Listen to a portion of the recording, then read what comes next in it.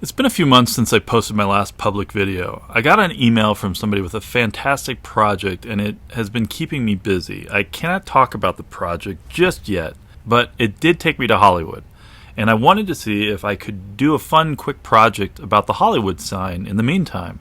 You may have already seen the photos from the 1920s with the Hollywood sign with the word land added on the end. The sign began as an advertisement to sell land tracts and homes to the Hollywood land subdivision below. These photos are the December 1923 dedication ceremony. The Los Angeles Public Library has a massive collection of Hollywood photos. One of the things that I noticed in the photos was the mountaintop was flattened during the 20s sometime. I wanted to know why. I'm intentionally ignoring the white dot, by the way. You can look that up yourself and decide how you want to view that. The flat top of Mount Lee led me to John Delario and his vision that began but never came to fruition. Delario was the architect that was hired by the Hollywood Land Development Company to design the community's homes. Ultimately, he was responsible for over 30 of the Hollywood Land homes. His romantic period revival designs really define the early Hollywood style, but his greatest vision fell victim to the Great Depression. So this little side project became more complex than just adding some 3D fonts. So when the project that had been keeping me busy flew me to LAX and drove me to Hollywood, and I'll be able to share more information about that project later on this summer. And after I was done with my secret project, I took an Uber to Lake Hollywood Park. It boasts a grassy area with views of the Hollywood sign. I planned to walk to the top by walking up Mulholland Highway to Mount Lee Drive. I wanted to stop along the way at this little brown spot of dirt here. That is supposed to be the best place to take this photo of the Hollywood sign. I have to admit the park was odd. It did have a grassy area on display behind an orange fence. When I was at the park, there was a constant parade of helicopters above. It was unpleasant, so I can see why the community has a reputation of not being friendly to tourists. I lived in Pasadena myself for 4 years as I was attending college. I never visited the Hollywood sign when I lived out there. I went to college pre-GPS, and I was always told that it was more pain than it was worth to find your way to the top. When you exit the park and start walking up the hill, don't expect any guides or directions. You kind of have to know where you're going.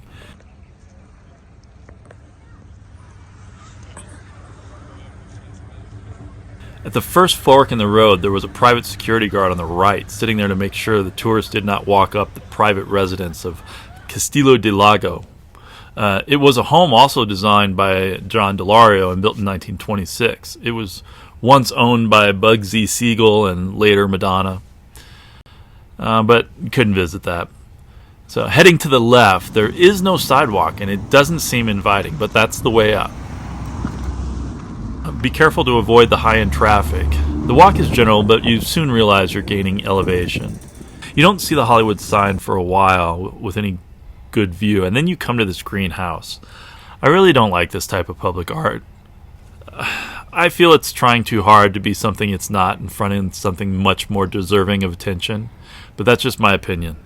I mean, ugh, awful.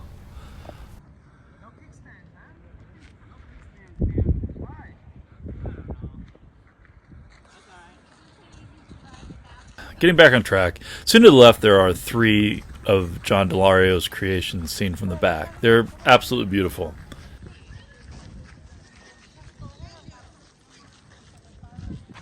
And the paved road turns to a dirt path, which I started to get excited about. It felt like I was entering another world, and I thought it was going to be more of a nature trail, but no. You get to this space, and when I first arrived there, I was completely alone, and it felt like you're at a dead-end cul-de-sac. It was really odd. There's no sign about the Hollywood sign that you're just supposed to know that this is the best way through. You are just supposed to know that this doorway leads to another doorway that takes you to the spot where you can get the best picture of the Hollywood land sign.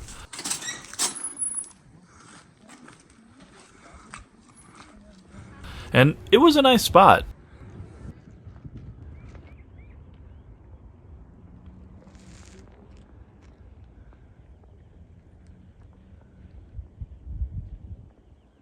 And from this point forward, it's an easy paved hiking trail all the way to the top of the sign. After a bit of a walk, you come to the only sign I ran into mentioning the Hollywood sign, 0.4 miles away.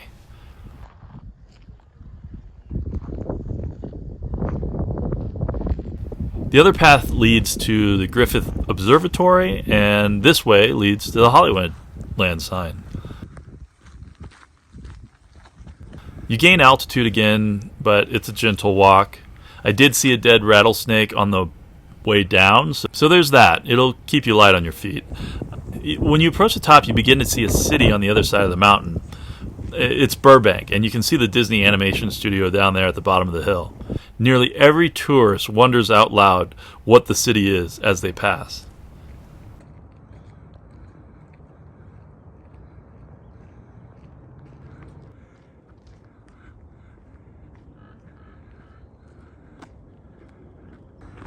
Finally, you come to the spot that contains more mediocre public art. It's a plaque that commemorates the intent to keep the land public and unbuilt. Kind of unnecessary, in my opinion.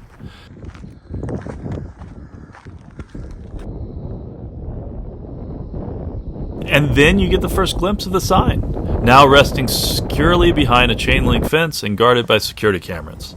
This is as close as the public can get.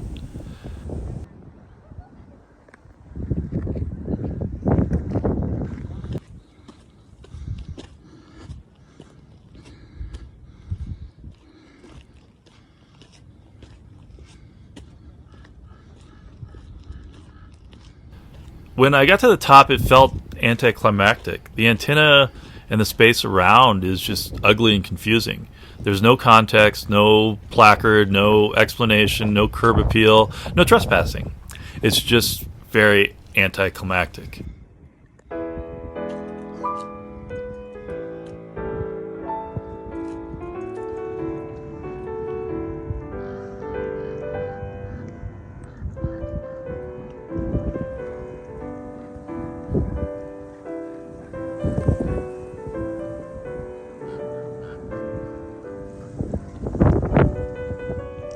Let me show you what it could have been.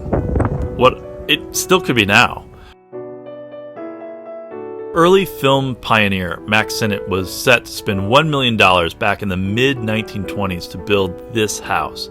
It would have included Italian gardens, an outdoor theater, a mini golf course, a sand beach, and an enormous swimming pool. But like many, Mack Sennett lost most of his fortune in the stock market crash of 1929. The mountain had been flattened, but the house remained unbuilt, and the project was ultimately abandoned. People come to this space, and it does have quite an unrealized potential. Once you're there, it's amazing to think about the history that took place below and continues to take place on both sides of the mountain, really.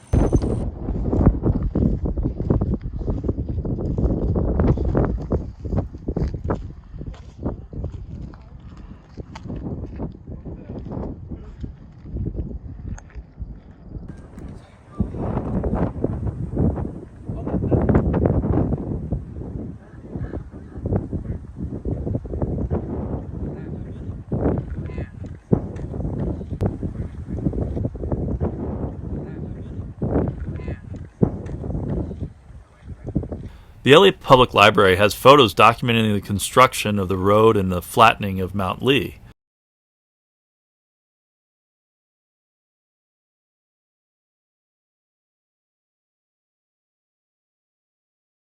Some even wacky publicity photos. I mean, why wear business attire while standing on a shovel to survey what?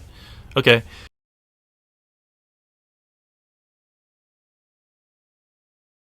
They also, they have photos of the lights that used to be on the Hollywood land sign. The Elvis movie may have invented this scene, but they were accurate with the set. The original sign had holes that accepted light bulbs. These were not added back when the whole sign was removed and later replaced in 1978.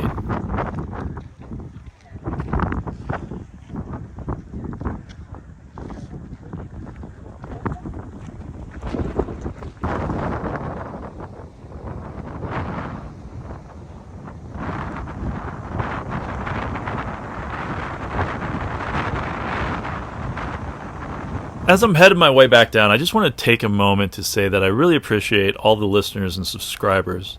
I've only been posting videos for a short time, and I have to say the right people are definitely watching. If you're working on a project and you think I can help, don't hesitate to reach out. I realized I was on a different path down when I saw the front side of those 3 Delario homes from before. I did not want to take the same way back down, so it was a happy mistake. I ended up going down Delaronda Drive to Rockcliffe Drive to Ledgewood Drive to Beechwood. And it's a subdivision full of personal homes, so it did seem rude to take photos. So I didn't. I just enjoyed the stroll. Soon I made it to a very cool place, in my opinion. Do you recognize the spot?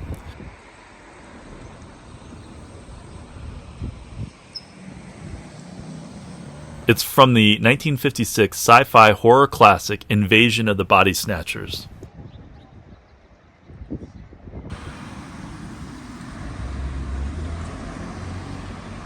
Right around the corner is the original entrance to Hollywoodland, called Two Stone Gates. It's also designed by John Delario and is constructed by European stonemasons. Inside the eastern gate, there's rumor of a tiny community library. Originally, these towers were designed to station armed guards, but that never happened.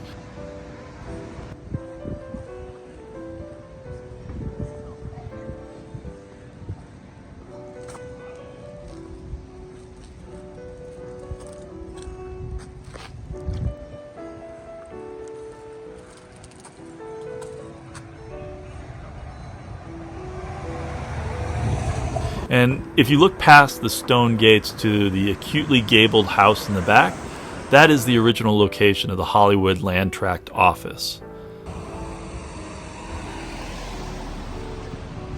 That's a California stop.